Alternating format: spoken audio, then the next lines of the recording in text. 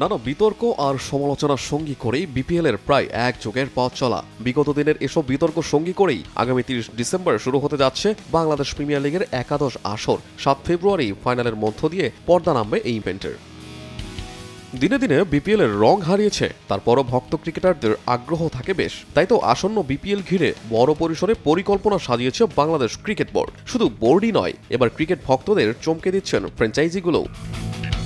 এবারের বিপিএল-এর হাওয়াটা একটু অন্যরকম। দেশের সরকার পরিবর্তন হয়েছে, বিসিবি সভাপতিও নতুন। সব নতুনের মাঝে একের পর এক চমক থাকছে ক্রিকেট প্রেমীদের জন্য। বিপিএল শুরুর আগে এবার নতুন এক চমক দিল চিটাগাং কিংস। তারা দলে ভিড়িয়েছে খোদ বিরাট কোহলিকে। খবরটা শুনে হয়তো অনেকেই চমকে উঠেছেন।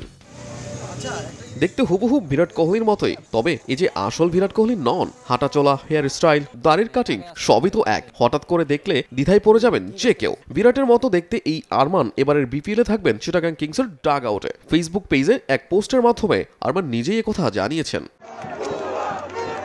মাস কয়েক আগে বাংলাদেশে যখন ছাত্র জনতার আন্দোলন চলছিল, সে সময় তার একটি ভিডিও ভাইরাল হয়ে যায়। ভুয়া ভুয়া বলে স্লোগান দিচ্ছিলেন। পরে অবশ্য তার ব্যাখ্যাও দিয়েছেন তিনি। তারপর থেকে লাইমলাইটে চলে এসেছেন বিরাটের ডুপ্লিকেট মোহাম্মদ আরমান, আর এখন তিনিই হয়ে উঠেছেন স্টার।